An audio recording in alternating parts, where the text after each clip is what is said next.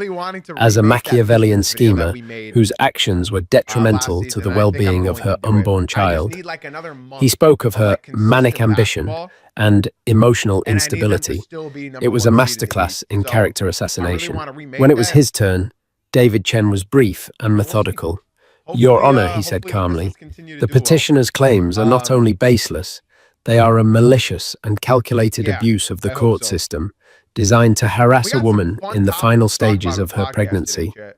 We will not only prove these allegations false, but will also expose the petitioner's own conduct as demonstrably and criminally unfit. The first witness Croft called was Chloe Rain. She walked to the stand looking pale and nervous.